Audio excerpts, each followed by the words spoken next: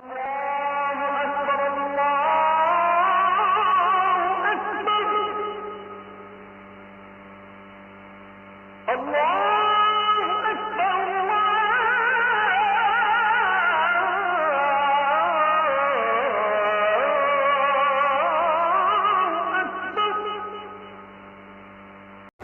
ঈমানের মধ্যে, যে লা ইলাহা ইল্লাল্লাহ এই বিশ্বাসের মধ্যে এক বিন্দু কুফর থাকবে না, শিরক থাকবে না, নিফাক থাকবে না, এরকম কুফর, শিরক, নিফাক মুক্ত শতভাগ নির্ভেজাল তাওহীদ, ঈমান, আল্লাহর একত্ববাদ, এটা হচ্ছে দারুল উলুমের প্রথম চেতনা।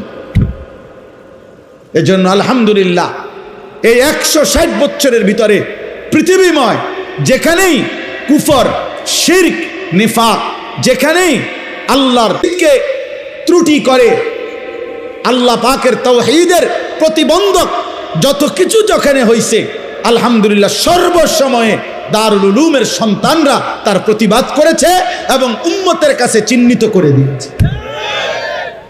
কখনোই আমরা উলামায়ে দেওবন্দ শিরকের সাথে আপোষ করে নাই, মেনে নেয় না। এটা আমাদের মূল পরিচয়, তাওহীদ খালেস, নির্ভেজাল তাওহীদ। 2 নাম্বার ইত্তেবায়ে সুন্নাত। বলেন 2 নাম্বার কি? ইত্তেবায়ে সুন্নাত। আমাদের প্রিয় নবী সাল্লাল্লাহু আলাইহি ওয়াসাল্লামের পুরা জিন্দেগীর 23 বছরের সকাল দুপুর রাত, তার জীবন, তার কর্ম, তার আচরণ, তার উচ্চারণ, তার কথা, তার বক্তব্য, তার বাণী, তার সিদ্ধান্ত, তার অনুমোদন, নবী সাল্লাল্লাহু আলাইহি ওয়াসাল্লামের জীবনের একটা সুন্নাত, একটা মূলনীতি, একটা কথা, বক্তব্য, সিদ্ধান্তকে নিজের জীবনে আগলায়া ধরা আর উম্মতের জীবনে বাস্তবায়নের চেষ্টা করা, এটা উলামায়ে দেওবন্দের দ্বিতীয় মেহনত।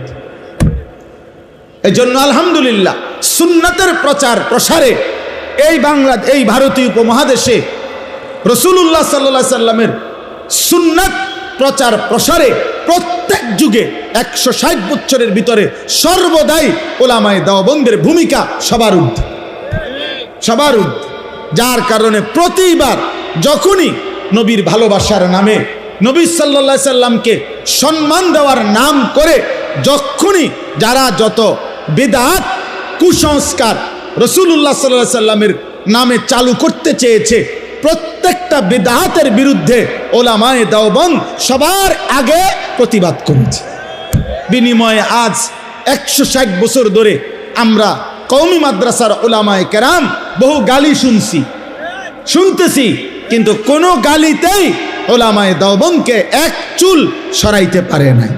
আমি তো এই জন্য বলি, বেটা তোমরা ওহাবি বলো, অথবা ওহাবির আব্বা, ওহাবির দাদা, ওহাবির শালা, ওহাবির দুলাভাই, ওহাবির সাসা, ওহাবির জেডা, তুই যা মনে কয় তা বল বেটা। আমরা বলবো সুন্নাতবিহীন ভালোবাসা হয় না, ভালোবাসলে অনুসরণ করতে হয়, অনুসরণ করলেই নবীর ভালোবাসা প্রমাণিত হয়। শুধু বক্তৃতায়, শুধু ডাকডোল, শুধু গেট, শুধু সামিয়ানা, শুধু লাল কাপড় নীল কাপড় টাঙ্গায়া, শুধু বিরানির ডেকচি, শুধু খেসুরির ডেকচিতে আল্লাহ রসুলের ভালোবাসা প্রমাণিত হতে পারে না। একটা সুন্নাত বুঝায় দাও, একটা সুন্নাত। হ্যাঁ, এটা আমাদের আসলাফের ঐতিহ্য। আমাদের কাপাসিয়ার হজরত মহিউসুন্নাহ হজরত মাওলানা শাহ আবরারুল হক রহমতুল্লাহ আলাই, এই উপমহাদেশের সর্বশেষ সুন্নতের জন্য যার জান প্রাণ মেহনত ছিল, হাকিমুল উম্মত মুজাদ্দিদুল মিল্লাত হজরত মাওলানা শাহ আশরাফ আলী থানভী রহমতুল্লাহ আলাইহির কনিষ্ঠ খলিফা। ওনার বাংলাদেশে যে কয়েকজন বিখ্যাত খলিফা আছেন, এর মধ্যে উনি একজন। কাপাসিয়ার হজরত অধ্যক্ষ মিজানুর রহমান চৌধুরী, আমাদের যাত্রাবাড়ি হজরত মহিউসুন্নাহ আল্লামা মাহমুদুল হাসান দামাত বারাকাতুহুমুল আলিয়া, হজরত আমাদের মহিউসুন্নাহ হজরত মাওলানা শাহ আবরারুল হক রহমতুল্লাহ আলাইহির খলিফা, এখনো আলহামদুলিল্লাহ বাংলাদেশে আমাদের এই বুজুর্গানে দ্বীনরা যেই পরিমাণ দাওয়াতুল হক সহ মেহনত করছে শুধু সুন্নাত জিন্দা করার জন্য, উম্মতের ঘরে ঘরে দুয়ারে দুয়ারে। সেই ছোট্টবেলায় আমি যখন মাদ্রাসায় পড়ি তখনও আমি কুমিল্লা টাউন হলে কেন্দ্রীয় ঈদগাহ ময়দানে আমাদের যাত্রাবাড়ি হজরতকে যখনই আসতেন তখনই শুনতাম তিনি যা আজান মস্ক করাইতেছেন, সুন্নাতের তালিম দিতেছেন। আজ এত বছর পরে কর্মজীবনেরও আজকে এই লম্বা হায়াতেও এখনো দেখতেছি এই মানুষরা আল্লাহ রসুলের সুন্নাতকে জিন্দার মেহনতি করে যাচ্ছে। আলহামদুলিল্লাহ।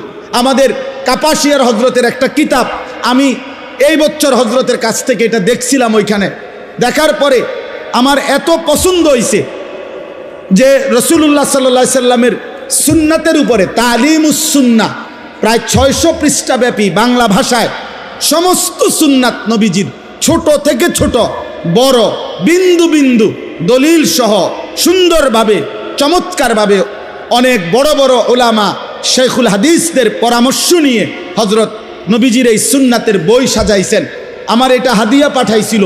আমি দেখার পরে এরপরে আমি বলছি হজরত আমি এই বই আপনার ওইখান থেকে আনাইয়া আমার গাড়িতে বিক্রি করি, ইচ্ছা করে এই পর্যন্ত প্রায় 1500-এর চাইতে বেশি বই এই 1-1.5 মাসে বিক্রি করছি।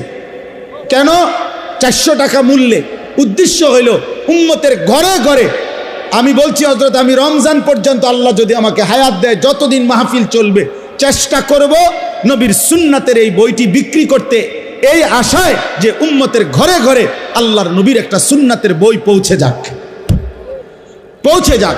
আপনারাও পাবেন, আমাদের এই সাদা গাড়িতে আছে, যাওয়ার সময় যার মন চায় কিনতে পারবেন।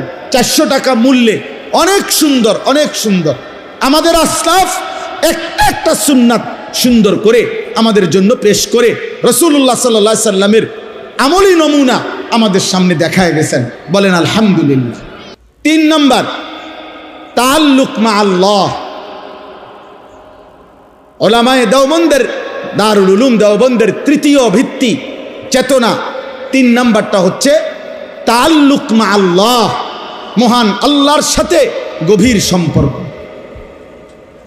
গভীর সম্পর্ক অর্থাৎ সমস্ত গুনাহ ছেড়ে দিয়ে ইবাদত আমল, ফরায়েজ ওয়াজিবাত, সমস্ত ফরজ ইবাদত, ওয়াজিব ইবাদত, মুস্তাহাব নফল ইবাদত সহ জিকির, আসকার, তাসাউফ, আধ্যাত্মিকতা, তাজকিয়া, আত্মশুদ্ধির মেহনতের মাধ্যমে আউলিয়া মাশায়েখদের যেই মেহনত, এই মেহনতের মাধ্যমে রাত্র দিন চেষ্টা করে আল্লাহ পাকের সাথে গভীর সম্পর্ক তৈরি করা, এটা উলামায়ে দেওবন্দের, দারুল উলুম দেওবন্দের তৃতীয় চেতনা। এজন্য আলহামদুলিল্লাহ আমাদের উলামায়ে দেওবন্দের অধিকাংশ উলামায়ে কেরাম কোনো না কোনো আল্লাহওয়ালার হাতে বায়া এবং কোনো না কোনো আল্লাহওয়ালার হাতে নিয়মিত তাসবিহাত ওনার কাছ থেকে নিয়ে আদায় করে থাকে। আপনারা হয়তো জানেন না, আমাদের বহু যারা সাধারণ আছেন, আপনারা জেনারেল, আপনাদেরকে বলছি, আমাদের এই কওমি মাদ্রাসাতে হাজার হাজার পীর বুজুর্গ আউলিয়া লক্ষ লক্ষ আছে। বাকি আমরা লাল সালু টাঙ্গাই না, আমরা বিরাট বড় দরবার, 30টা গরু, 90টা খাসি, আপনার বিরাট কইরা বাস দিয়া, মাইক দিয়া, এরপরে চিৎকার হুঙ্কার দিয়া, এরকম ভাবে আমরা মাজার সাজাইছি না আর কি, দরবার সাজায় না আর কি। কিন্তু আলহামদুলিল্লাহ নীরবে নিবৃতে তাসাউফ, আধ্যাত্মিকতা, আত্মশুদ্ধি, তাজকিয়ার মেহনত, সোজা কথা পীর মুরিদির মেহনত, আউলিয়ায়ে কেরামের মেহনত, মাশায়েখের মেহনত, অন্তর পরিশুদ্ধ করার মেহনত, এটা যুগ যুগ ধরে উলামায়ে কেরামের মধ্যে, দেওবন্দি ধারার মধ্যে ছিল, আছে, ইনশাআল্লাহ থাকবে ইনশাআল্লাহ। তাআল্লুক মা আল্লাহ, আল্লাহর সাথে সম্পর্ক। হাকিমুল উম্মত মুজাদ্দিদুল মিল্লাত আশরাফ আলী থানভী নব্বরাল্লাহু মারকাদাহু, এই গোটা পৃথিবীর যত মানুষ বর্তমানে তাসাউফ চর্চা করে, আধ্যাত্মিকতা চর্চা করে, বিশুদ্ধ তাসাউফ, বিশুদ্ধ আধ্যাত্মিকতার জন্য তাকে বারবার হাকিমুল উম্মতের কাছে যাইতেই হবে। উনার কিতাব, উনার তাসনিফাত, উনার লিখনির থেকে তাকে উপকৃত হতেই হবে, নয়তো তাসাউফের পূর্ণ গভীর এবং সৌন্দর্যের রঙই বুঝতে পারবেন। আলহামদুলিল্লাহ শেখুল ইসলাম औलाद रसूल सैयद हुसैन अहमद মাদানী রহমতুল্লাহ আলাইহি, আমাদের মাদানীর খানদানের মাদানীর সিলসিলার আজকে সারা পৃথিবীতে হাজার হাজার লাখো আউলিয়া বুজুর্গ মাশায়েখ এই আধ্যাত্মিকতা তাআল্লুক মা আল্লাহ এর খেদমত করে যাচ্ছে। বলেন আলহামদুলিল্লাহ। 4 নাম্বার এলায়ে কালিমাতুল্লাহ, সোজা কথা জিহাদ ফি সাবিলিল্লাহ। 4 নাম্বার হলো দারুল উলুম দেওবন্দের চতুর্থ মূলনীতি এলায়ে কালিমাতুল্লাহ, আল্লাহর জমিনে আল্লাহর কালেমা বুলন্দ করা, আল্লাহর জমিনে আল্লাহর দ্বীন বুলন্দ করা, আল্লাহর জমিনে আল্লাহর দ্বীনকে বুলন্দ করার সর্বাত্মক মেহনত, যেটার একমাত্র আল্লাহ প্রদত্ত কোরআন সুন্নাহ সমর্থিত প্রকৃত পদ্ধতি জিহাদ ফি সাবিলিল্লাহ। পৃথিবীর যে যত আজকে হতে পারে 16 বছরের অব্যাহত হামলা মামলা এবং বেঈমান ইউরোপের মুশরিকদের অব্যাহত প্রচারণা, জঙ্গি নাম দিয়ে, তারপরে আবাস নাম দিয়ে এইভাবে আতঙ্কিত করে এই বেঈমান আর বেঈমানদের আপনার এজেন্ডা বাস্তবায়নকারী ষড়যন্ত্রকারী মুনাফিকরা হতে পারে বিগত দিনগুলোতে বাংলাদেশের মধ্যে এটা প্রমাণ করতে চেষ্টা করেছে যে এটা ফি সাবিলিল্লাহ, এটা হলো জঙ্গিবাদ, এটা হচ্ছে উগ্রতা, এটা হচ্ছে আপনার মানুষকে ধ্বংস করা, মানবাধিকার লঙ্ঘন করা।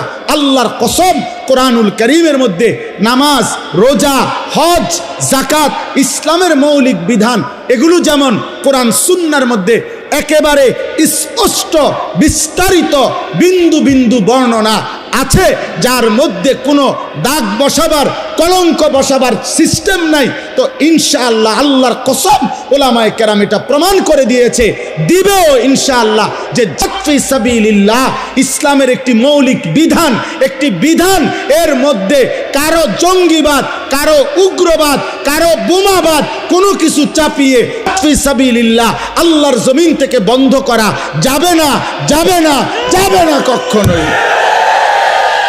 উম্মতে মুসলিমা ভুলবে না, মুশরিক বেঈমানরা, ইউরোপের বেঈমানরা, তোমরাও এটা মনে রাখো, আরেকবারও চেষ্টা করে দেখো।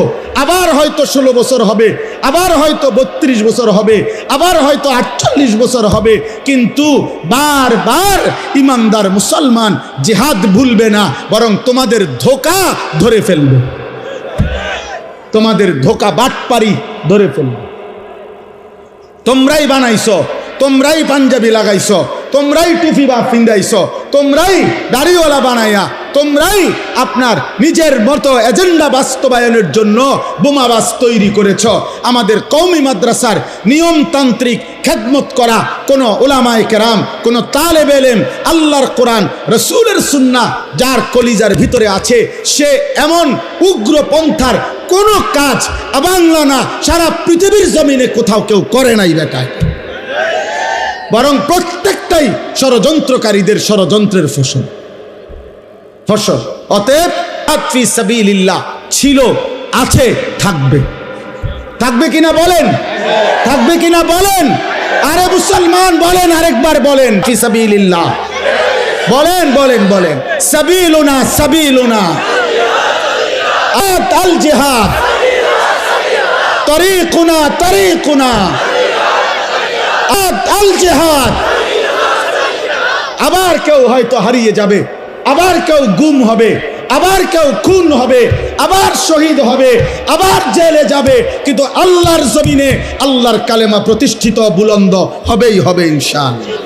কোনো সন্দেহ, কোনো সন্দেহ কারো জন্য আমি আপনি এরকম 2-4-10 লাখ আলেমের জন্য ইসলাম আটকাবে না। আমরা হয়তো চলে যাব, কিন্তু আগামীর প্রজন্ম, নতুন জেনারেশন ইসমানের পতাকা, ইসলামের পতাকা, মাহাদির পতাকা বিশ্বময় উড়াবে ইনশাআল্লাহ। এই জন্য জিহাদ থাকবেই। আল জিহাদু মাযিন ইলা ইয়াউমিল কিয়ামা। আল্লাহর নবী বলছেন কিয়ামত পর্যন্ত জিহাদ থাকবে। কোন পর্যন্ত? অতএব জঙ্গি বলো, বোমাবাজ বলো, সন্ত্রাসী বলো, উগ্রপন্থী বলো, এডি বলতে বলতে আস্তে আস্তে আর চলে না। বহুত শব্দ এরকম মার্কেটে দিছে, খায় না, খায় না, এগুলা খায় না। অনেক কিছু মাঠে মারা গেছে। এই আগে যেরকম ওয়াহাবি কইতো, অনারেডি খায় না, হ্যাঁ, ওনার আগের মতো জিলাপিও বেচা হয় না। দেখছি আমি চারিদিকে তাকাইয়ে দেখছি আগের বেচা কিনা নাই, আগের বেচা কিনা নাই। হ্যাঁ, অতএব এই মৌলবাদ, এরপরে দিয়া প্রগতির অন্তরায় যত বুদ্ধিজীবী, যত পণ্ডিত, যতবারই ইসলাম ওলামা কওমি মাদ্রাসার বিরুদ্ধে যাই বলেছে, শেষ পর্যন্ত ওদের সব শব্দ ব্যর্থ হয়েছে। জিহাদ, ঈমান, ইসলাম, কালেমা, কোরআন, সুন্নাহ এটাই জমিনে টিকে আছে এবং এটা টিকেই থাকবে, এটা টিকেই থাকবে, এটা টিকেই থাকবে। আমরা সেদিন পত্রিকা আসছিল যে বাংলাদেশের মজলুম আলেমে দ্বীন, আমার দেশের বর্তমান কায়েদে মিল্লাত, যিনি আপনার এই বৃদ্ধ বয়সে উম্মতের দ্বারে দ্বারে বেকারার হয়ে ঘুরছেন, আমাদের মধুপুরের পীর সাহেব হুজুর কায়েদে মিল্লাত আল্লামা আব্দুল হামিদ পীর সাহেব মধুপুরী, যিনি বিগত সময়ে এতটা কষ্ট পাইছিলেন যে যার 4টা ছেলে যখন একসাথে জেলখানায় ছিল, তখন 4টা ছেলের মামলার ফাইলপত্র নিয়ে এই বাংলাদেশের বহু মন্ত্রী এমপির দ্বারে দ্বারে তিনি ঘুরছিলেন এই বৃদ্ধ বয়সে। সেই মানুষটাকে তখন ওইখানে লিখছে লম্বা রিপোর্ট যে এমনও দিন গেছে, এই বৃদ্ধ মানুষ যখন গিয়া পৌঁছে ওই বেটার কাছে, ওই বেটা বলছে আজকে সময় নাই, অন্য দিন আইসেন, তারাই দিছে। আজকে তারা বিদেশের জমিনে ঘুরতেছে এক জায়গা থেকে আরেক জায়গায় একটু আশ্রয়ের আশায়, আর আল্লামা আব্দুল হামিদ মধুপুরীর এক ডাকে ঢাকার সোহরাওয়ার্দী উদ্যানে 20 লক্ষ মুসলমান খতমে নবুয়তের আন্দোলনে যোগ দিয়েছে। 150-র চাইতে বেশি আন্তর্জাতিক উলামায়ে কেরাম, 150 জনের চাইতে বেশি সেদিন 15ই নভেম্বর 2025 রোজ শনিবার ঢাকার সোহরাওয়ার্দী উদ্যানে অংশগ্রহণ করেছে। এটা যার ডাকে হয়েছে তিনি আব্দুল হামিদ, তিনি আমার মধুপুরের পীর সাহেব আমাদের। অতএব এটা প্রত্যেক যুগে ইনশাআল্লাহ, প্রত্যেক যুগেই ওলামায়ে দেওবন্দে পর্যাপ্ত পরিমাণ আল্লাহ তাআলা যখন যে পরিমাণ হিম্মতওয়ালা বাহাদুর যখনই দরকার হয়েছে আল্লাহ তাআলা ইন্তজাম করে দিয়েছে, ইন্তজাম করে দিয়েছে। আজকে আমি এতটুকু কথাই আমার সমাপ্তি অংশে আমি এই 4টা কথা বলে ফেলছি। দারুল উলুম দেওবন্দের মূল নীতি কয়টা বলেন? কওমি মাদ্রাসার মূল নীতি কয়টা? তালেবে ইলম তোমরা বলো কয়টা? কওমি মাদ্রাসায় এই মুহূর্তে যারা পড়ো তোমরা আলাদা হাত তোলো তো, মাশাআল্লাহ, হাত তোলো, তোলো, তুলে রাখো। তোমরা বলো তো থাকবো ইনশাআল্লাহ এখানেই, কওমি মাদ্রাসায় থাকবো তো ইনশাআল্লাহ, বলো মৃত্যু পর্যন্ত থাকবো ইনশাআল্লাহ, বলো আল্লাহর দ্বীন নিয়ে থাকবো ইনশাআল্লাহ। বাকি ভাইদের জন্য দোয়া করো যে আমরা তাদেরকে আল্লাহর দিকে ডাকবো ইনশাআল্লাহ, আমরা তাদেরকে গুনাহ থেকে ফেরাবার চেষ্টা করবো ইনশাআল্লাহ, আমরা তাদেরকে আলোর পথ দেখাবো ইনশাআল্লাহ। আল্লাহ তৌফিক দান করো, আল্লাহ তৌফিক দান করো। বাকি ভাই তোমরা মন খারাপ করো না, দোস্ত হাত জোর করে বলি, কিশোর ভাই, নওজোয়ান ভাই, স্কুল পড়ুয়া, কলেজ পড়ুয়া, তুমি ভাই আমার দুশ্মন না, তুই আমার কলিজার টুকরা ভাই, তুই আমার কলিজার হৃদয়ের অংশ দোস্ত আমার, তুমি আমার সন্তান, তুমি আমার ছোট ভাই। তোমার কাছে শুধু আমাদের একটাই আবদার, এ প্রিয় সন্তান, প্রিয় জেনারেল পড়ুয়া ছেলেরা, আব্বা তোমার কাছে আমার একটাই আবদার, তুমি জন্মের পরে শুনেছিলা, তোমার যেদিন জবানের কথা উচ্চারিত হতো তুমি বহুবার শুনছ তুমি মুসলমান, তোমার পাসপোর্টে লেখা আছে তুমি মুসলমান, তোমার জন্ম নিবন্ধন সনদে লেখা আছে তোমার ধর্ম ইসলাম, তোমার প্রত্যেক কাগজপত্রে তোমার পরিচয়ের মধ্যে লেখা আছে তোমার ধর্ম ইসলাম।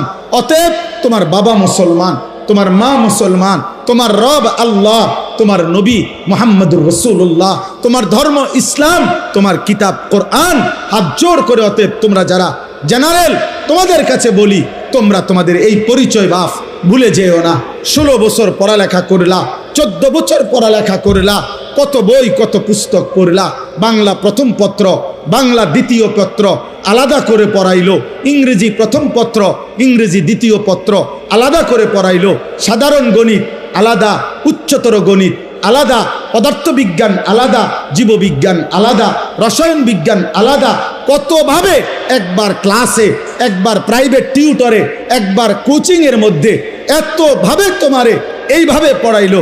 আমার বন্ধু 14 বছরে তোমার এই পড়ালেখার জীবনে এদের একটু সময় কি হয় নাই যে একটু সময় আল্লাহর কোরআন তোমার জবান দিয়ে যেন সহি শুদ্ধ বের হয়, এর জন্য একটু জায়গা করে দেওয়া।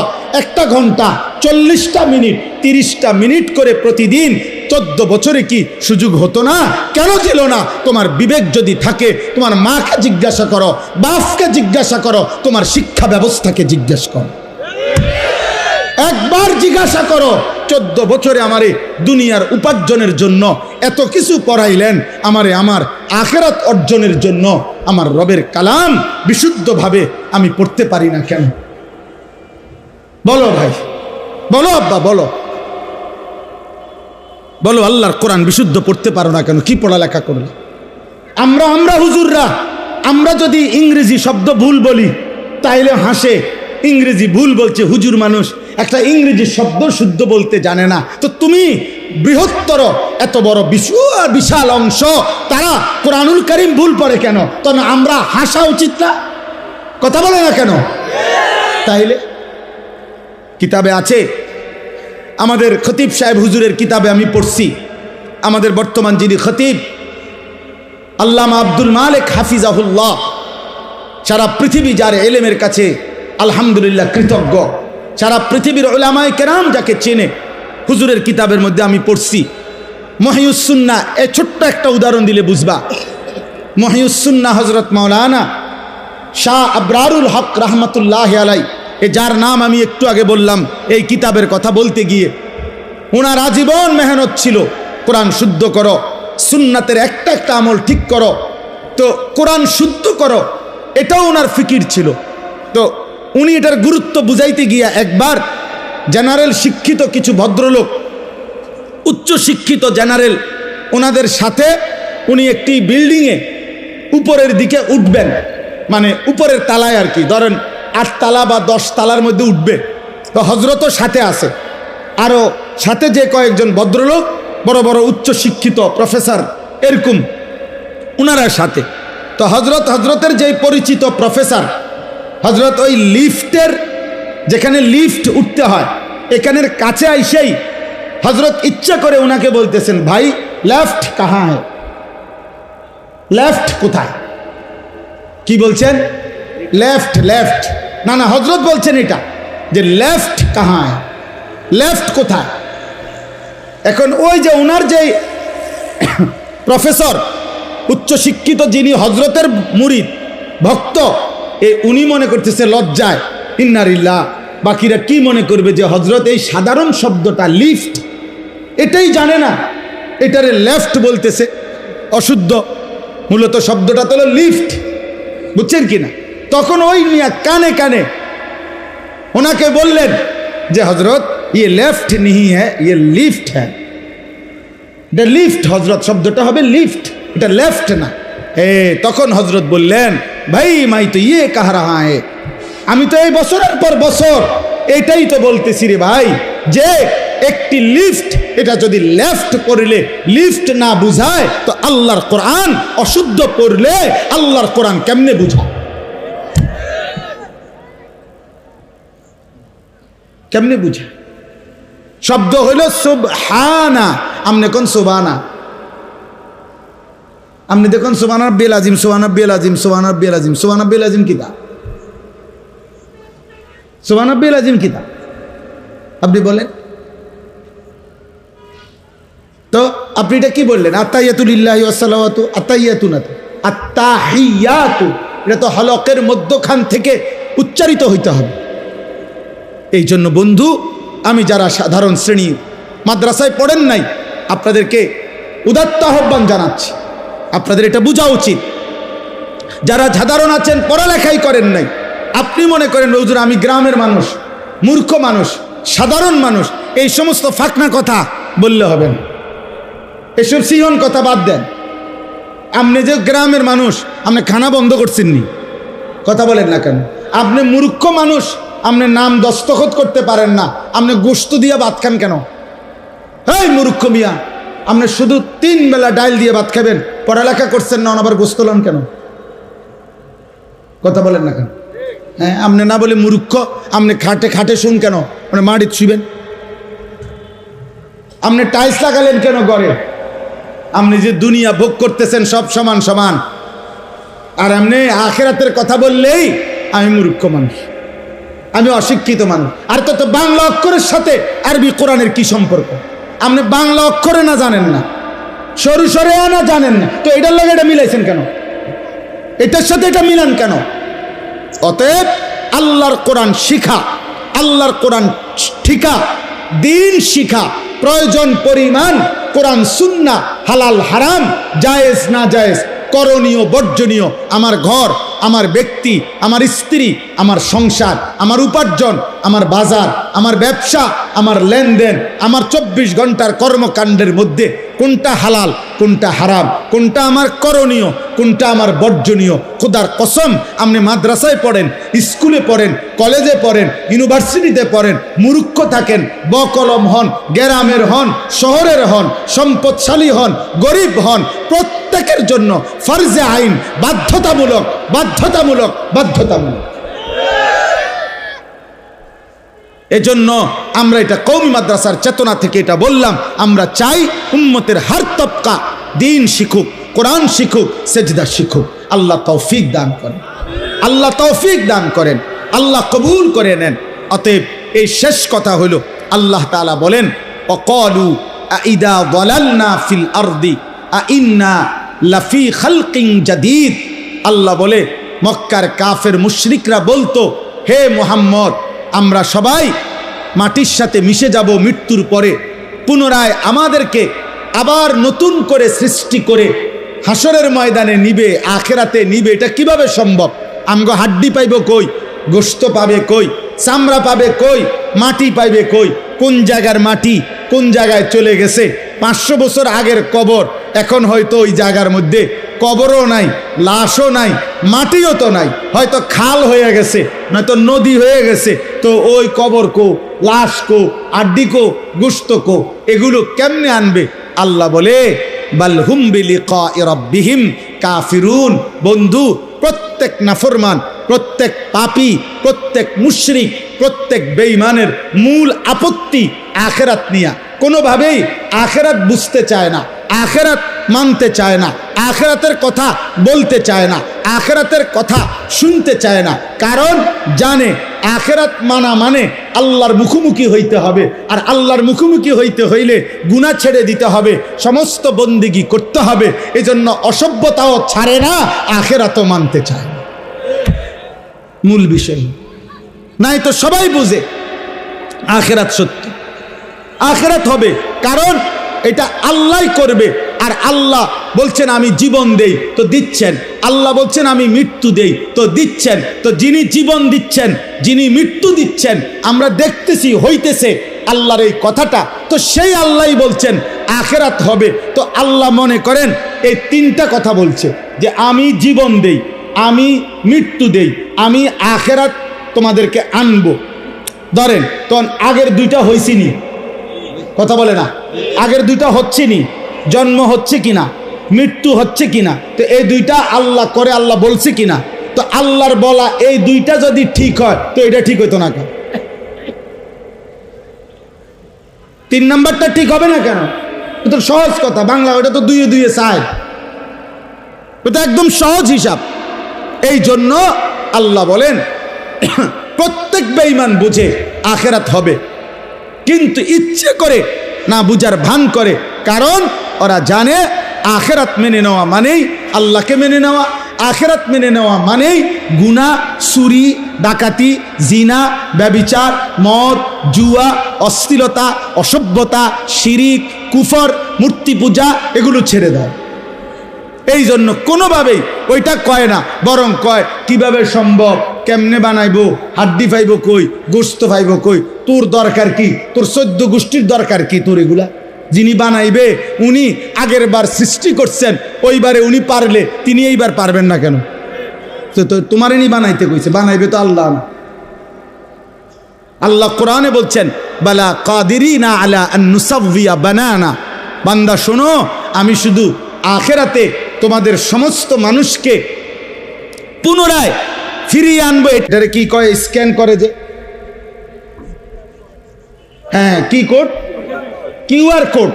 এই কিউআর কোড যেমন বিভিন্ন অ্যাকাউন্ট থাকে না, এগুলা আলাদা আলাদা দেখতে তো মনে হয় সবগুলো কি এক, কিন্তু প্রত্যেকটা কোম্পানির এটা আলাদা আলাদা। এটা ওই করলেই, স্ক্যান করলেই আলাদা হয়ে যায়।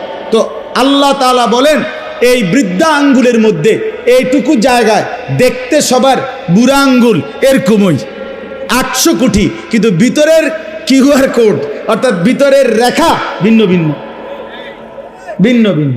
তো আল্লাহ বলেন 800 কোটি মানুষ যেই রেখা ভিতরে ভিন্ন দিয়ে আমি আল্লাহ এখন বানাইছি, কিয়ামতের দিন ওই রেখাই দুনিয়ায় যেটা দিছিলাম ওইটাই আমি ফেরত আনব।